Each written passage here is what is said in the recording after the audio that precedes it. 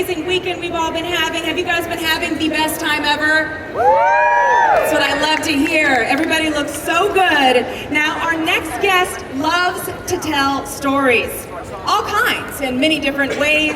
As an actor, he has appeared in dozens of film and TV series, playing roles like Gordie Lachance in Rob Reiner's Stand By Me, and his 4-year turn as Wesley Crusher on the hit TV show Star Trek. That's right, The Next Generation. He is also an accomplished voice actor, as well as creator, producer, and the host of the wildly successful web series Tabletop. Comic-Con, can we give a very warm welcome to Will Wheaton? But first, we're gonna bring out his moderator, Joelle. Take it away, Joelle, come on out here. Make some noise for Joelle. God, look at these beautiful faces. Guys, I'm so excited. Will Wheaton is here, and I get to talk to him about tabletop role-playing games. It's the best day here at Comic-Con. I'm Joelle Monique. I'm the executive producer and host of Comic-Con Metapod, and I don't want to delay us anymore. Will Wheaton, get out here. Yeah.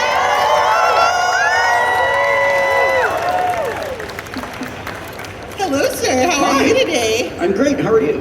I'm well. I'm on a Comic-Con. How could I possibly complain? It's a good day. It is a good day. It's my first time ever here.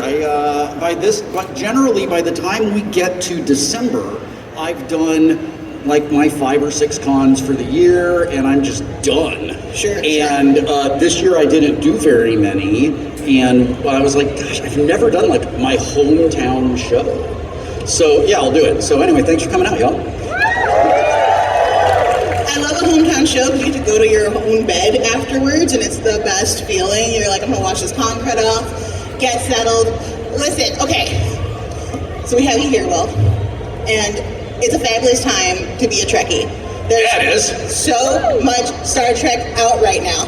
Yeah. And you're in a lot of it. You're doing a lot of things now, gaming and everything. I wanted to ask you, of all the new programs, do you have a favorite? Is there one that you're like obsessed with? Well, okay, so I make a choice not to have a favorite because by having a favorite, it automatically diminishes all the other ones. That's just totally because of relativity, right? Yeah. So it's very much like being, I have 2 kids and I have a daughter-in-law, and I love them all. I adore each of them, all for very different reasons. And we do different things together, and we experience different kinds of joy together. I have a real similar experience with all the different incarnations of Star Trek right now. I don't know how many of you know this, but before I was Wesley on The Next Generation, I was a massive Star Trek fan, and have been my entire life. So where I am right now in the Star Trek world is the best place I could possibly be. I get to be Wesley Crusher the Traveler, which is awesome, which like in the canon of the world provides these opportunities for him to pop up any place, any time. But also as the host of The Ready Room, I get to interact with every single Star Trek series in a real intimate way that I only got to interact with my own series. I love being kind of like at the nexus of every Star Trek series, and I love getting to meet all the actors and creatives that are making these shows right now. And on top of all of it, I'm like an old man in this world. I'm a legitimate elder in Star Trek. That is the weirdest thing. It's so weird. This is gonna freak a lot of you out. I turned 50 in July. And like, I know, right? Way to not die, Will. So like, I have friends now that are actors on the new shows, and they're all younger than me. And I've just been like, listen, if you ever need to talk to somebody who's kind of been here and has spent a lot of time in this world, here is my number. And I am always available to you. I want very much to be to the new Star Trek actors who George Takei was to me, who Walter and Nichelle were to me. kind, loving, welcoming, and making it very clear and making sure that I understood we have this amazing gift, this phenomenal privilege to caretake Star Trek for a little bit of time and like preserve it and keep it going, right? And like, it's so weird that I was talking to LeVar about this yesterday. George and Walter are the only ones left from the original series, and like, when they're gone, it's going to be us. Yeah. And that is a weird thing to think about. But it's also really exciting and awesome. So just to be part of this continuum that matters so much to so many people. It couldn't be in better hands. You're like supreme geek number one. You are great at ushering people into these spaces. And, you know, I understand why you didn't want to pick a favorite. You know, you make a lot of sense. Like, they're all great for many different reasons. If someone hadn't gotten into Star Trek before now, and now they're like, there's this whole universe to explore, what do you think is the best entry point? Oh, if you're going to enter Star Trek for the very first time, if you've never watched any of it at all and you're curious about it, Strange New Worlds is magnificent. Oh, Strange New Worlds does for me in 2022 what the reruns of the original series did for me in like 1982. Oh, yeah. Like, it scratches that exact same itch. I absolutely love the episodic storytelling of it. I love the just visually, it takes my breath away. Episode 8 of the first season, where they go through all of the mystical storybook stories, and they're all in just, Anson is playing that like foppish king guy. Like, just, I love that they do all of that stuff. It's kind of different. The difference between like Picard and Discovery, which are long narrative arcs that we kind of zoom in on throughout the course of the series, which is great. We love it, right? But Strange New Worlds, it lets us do what we used to do with the original series in Next Generation, and like everything up to probably Enterprise, right? Which was drop in for 45 minutes, have an amazing time with these people you love, get a little bit of inspiration, learn how to be a better human, and then you go on with your day. It lays out fully the rules of Starfleet, why it's so significantly important, what makes it beautiful, and then goes on to really highlight like who captains the ship really steers the direction of the show, and it highlights that over and over again in such a beautiful way. That's a great answer. And guys, the season 1 finale, if you haven't gotten there yet, mind-blowing. It got me to go back and watch the original Star Trek. Okay, so we talked about Star Trek. I want to move on to tabletop role-playing games. I am a weekly Saturday player. Yeah. Yes, I love D&D. My gamers in this group? Where are my gamers at? Hey guys! All right! We're going to be taking some fan Q&As in a bit, so if you have a question, step to the front. We'll bring out a mic soon. I wanted to ask you, you know, there's so many tabletop role-playing games out there. D&D is obviously the most popular, but you talked about so many. Is there an underserved one that you think more people should be playing, and why? You mean in the RPG space? Specifically RPG? Yeah. There are some RPG systems that I really love that I think are fantastic. And to understand why I feel that way, I will tell you that my approach to tabletop role-playing games specifically is collaborative narrative storytelling. The combat is fun, making ability tests is fun, but it is not a miniatures combat game, which is the way a lot of people play D&D. It's a miniatures combat game with a little bit of storytelling, right? And that is super legitimate, and I know people have a really good time with that. That's not the way I like to play.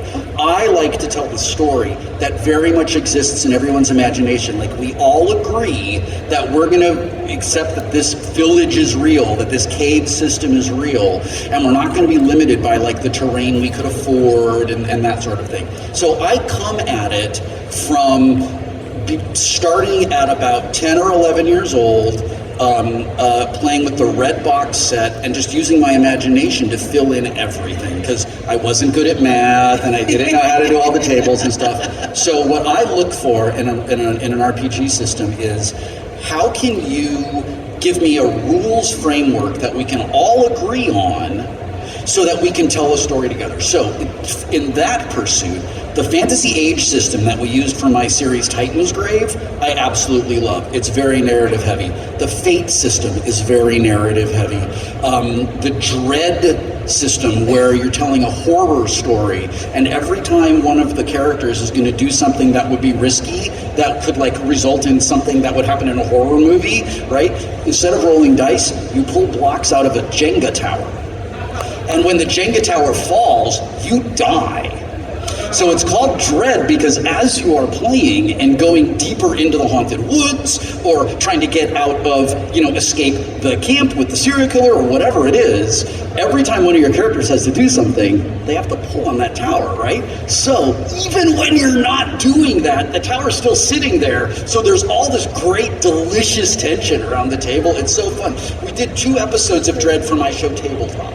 So if any of this sounds interesting to any of you here, look up Tabletop, look up Dread, and look up Fate Core. Those are the systems that I really like. The system that I play the most is a kind of a homebrew thing that I cobbled together. It's essentially a 5th edition D&D, but everything that builds around it is all stolen from Fate and Savage Worlds. And some other things like that. I think that when you've been playing the games as long, like 4 decades now, I've been playing these games. Some of us just start to look for ways to take what we like and throw out what we don't like, and then we have this kind of like it's like local idiomatic role-playing language. I totally understand that. I play Scum and Villainy from time to time, and they have a mode where you can sort of retroactively say you've prepared something when you get caught in a corner. That's been super fun to take advantage of and play with. Guys, pick up a box of this game. That sounds amazing. A Jenga tower, imagine the tension. Okay, so we have a microphone coming out now. Do we have any fans who have questions for Will? This guy made direct eye, he was ready. He got sweatshirts. Do you have a mic? Are we able to get a mic? It's coming. Yeah, I can hear you. Go.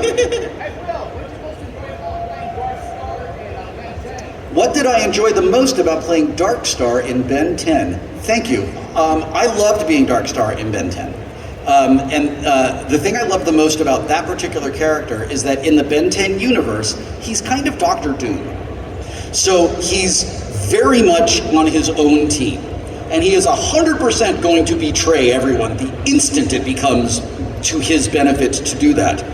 They all know that, and they're prepared for him, but he's so arrogant and so in love with himself that he thinks he's smarter than them, and he's not, so he constantly loses at the end of every episode. And I really love that about him. I love just he's gross. And he's not a dude that you want on your team, but sometimes you need that guy on that wall, right?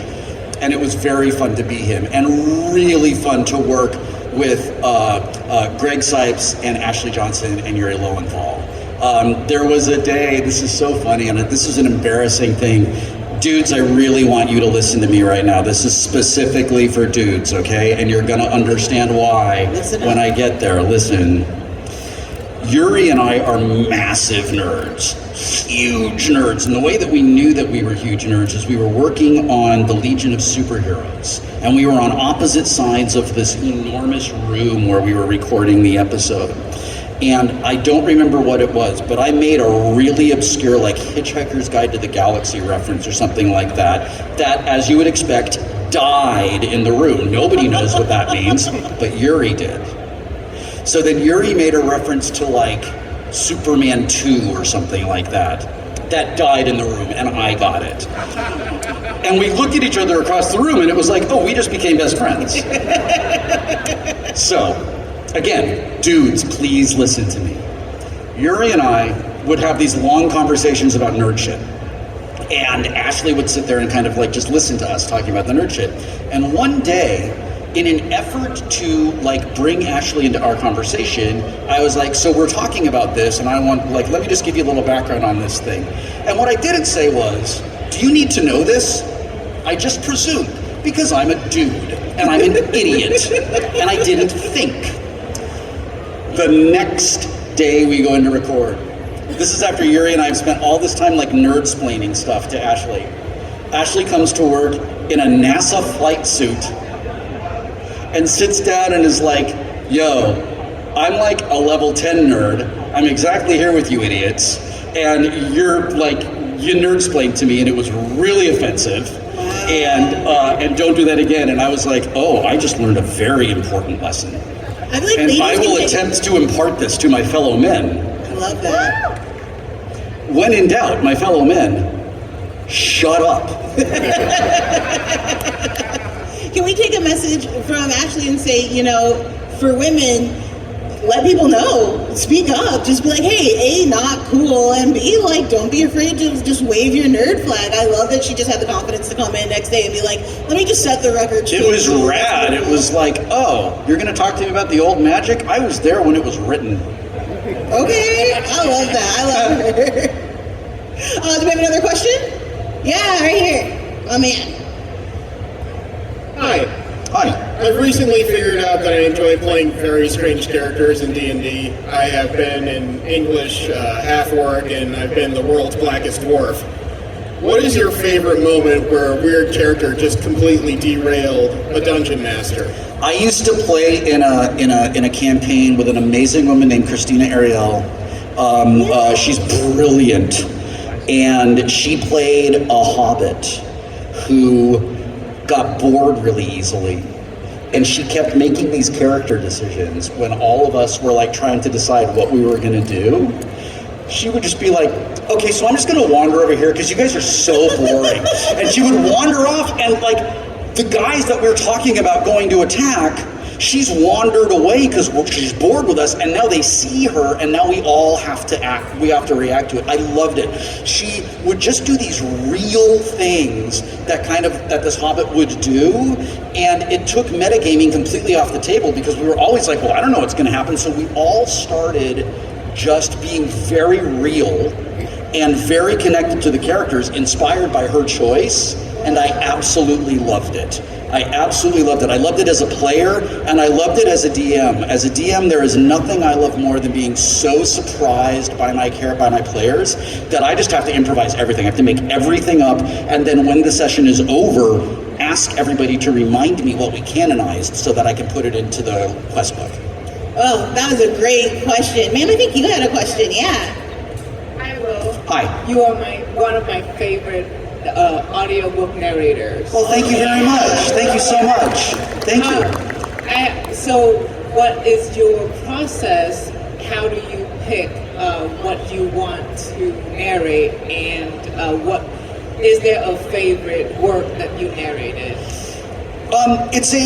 It's an interesting process. For a long time, I would work for anybody who would pay my rate, which I set high intentionally. And a couple of people kind of put stuff in front of us that wasn't awesome, that I didn't enjoy doing. So I got really choosy after that. And I have heard from people that, like yourself, that have said wonderfully kind things about the way I narrate audiobooks, and I feel like, okay, so there's a bit of an expectation, right? Like if I'm narrating a thing, like it is completely reasonable for you to expect, oh, this is going to be something that's worth my time. So I feel like I should spend the time to ensure that I'm choosing things that like honor that trust people have placed in me. My process is to start with the book, and I will read for 50 pages or an hour, whichever comes first. And at that time, I will stop and assess, do I know what this book is about? Do I have a sense of the character? Do I have a sense of the tone of it? I generally don't want to read the entire thing ahead of time because there is some fun in organic discovery in the storytelling, and that keeps me engaged and it keeps me interested. I want to know what comes next. So when I do that prep and I know what it is, I reach out to the author and I will say, listen, this is like my mood board, I guess, for this book, you know, like this is kind of like my vibes that I've got for it. I just want to make sure that we're on the same page. Oh, that's lovely. Right? And then if not, cool, push me in the right direction or whatever. I can record for somewhere between 4 and 5 hours before my voice just stops. My body is like, I can't do it anymore. This is a weird thing about getting older, as I just like really accept being in middle age. My brain is like, dude, we're gonna go do all this stuff. And my body is like, no, we're absolutely not. No, we are not taking that walk. No, we are not. No, you're not eating that. It's 11:30 at night. What is wrong with you? It's like there is a little kid who has grabbed the controls of my brain and is like, we're an adult now, right? And my body is just like, if you could stop just treating me like you are also 12. So I run out of gas at about 5 hours, and stay in contact with the authors when I need to. I prefer to work with a director. I have a director named Gabrielle DeCure. We've won a ton of awards together. We really speak the same language and work very well together. So if I'm given the opportunity, I say, please, pay her to direct me. I think it makes a difference. I'm just really grateful that I get to do it. Like, that's a great job. I love to read and I love to perform with just my voice. I don't like performing on camera, but I really love performing using my voice. And I'm really grateful that there are people in the audience, I heard you make noise, that enjoy that work and keep coming back for it. So thank you for that. Again, the question about having a favorite is difficult for me to answer for the same reasons, but I'll highlight a couple of things that I think are really good. I'm very proud of my narration of my annotated memoir, Still Just a Geek.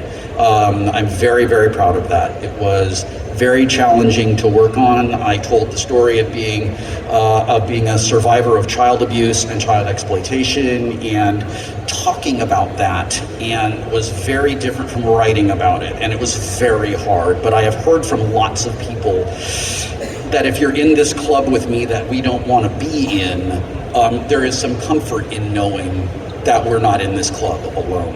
I loved the creative freedom I have been allowed for all of John Scalzi's work, and the two things of his that I love the most, that were just the most fun things. My favorite book of his to read is the Kaiju Preservation Society, and I just finished that. That came out this year. And then the Collapsing Empire trilogy was also really fun, because there's a character in there who I just love, and I loved putting her on. I loved sitting in the chair. Oh, that's another thing you asked about my process.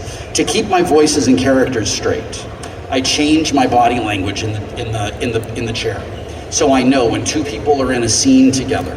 So this person is talking over here, and then I got to move so that this person answers back, and that is how I'm telling my body, you're a different person now, and it's how I keep it all straight.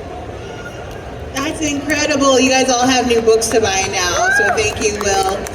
We're almost out of time, and so I wanted to ask you one final question, which is this. I'm obsessed with homebrews. I really love when, kind of as you're talking about, when we as a collective have decided this is a rule we really like and we're just going to make it work. Yeah. Do you have, other than the amazing Jenga Tower, a great homebrew that you'd like to play? My kid and I have been developing this game for years together. I'm not going to tell you anything specifically about it, because I believe that it is possible to develop it to a point where it becomes commercially viable. It's been unbelievably fun to work together and play test it and see what direction it wants to go in. There's a game that is published right now that's real similar to the thing we've been working on for a few years, so we know that the market is ready for it. And you never want to be the first person to market with something like that. You always want to be second. Because the people that go first clear the minefield. I know, Felicia and I did it with Geek and Sundry. We cleared the minefield, and then here come the icky corporations right behind us to push us out and build a tower where we had built an amazing village. I'm very excited to see what happens with that. But just in general, if a rule is getting in the way of the fun of the game, throw it away. Get rid of it. It is there. The rules are a structure. We all agree on the rules, and we all agree these are the things that exist in our world. These are the things that exist in our storytelling, and you just follow them, right? There's nothing worse than somebody who's well, the rules say. There's a great joke about there's a really funny joke of there's an old indie YouTube series called, I think it's called The Gamers, and it's about these super min-maxer kind of Munchkin style gamers, and one guy's a rogue, right? And he figures out there's half the show is the players talking to the game master, and the other half of the show is the characters in the world. Sure. The rogue player is such a min-maxing munchkin that he ends up having his rogue go out of the bar, grab a balustrade, drag it into the bar, set it down behind the guy. So a balustrade is just a gigantic crossbow. right? I mean, it's huge, right? Like if a crossbow were a catapult, that's what this thing is. And the guy's like, I'm gonna backstab him with the balustrade because I'm a rogue. Which is like super min-maxing and super dumb, and like it's not the way you're supposed to do it. But they show it in the narrative of like, this is how it would have really happened, and it's hilarious. Right? Like the guy falls back, he dies, and then everybody in the bar is like, how did you get a balustrade in here? How did that happen? And then the guy's got to explain it. So I could talk about it forever. The idea is, if it makes your game more fun and it makes your experience more pleasant around the table, then yes. If it gets in the way of it, throw it away. And if anybody complains about it, I outrank whoever that person is who is complaining about it. If any nerd ever tells you, I don't say this often, this happens from time to time. If anyone comes up to you and tries to like out-nerd you about a thing, you tell them that I said, you are perfect.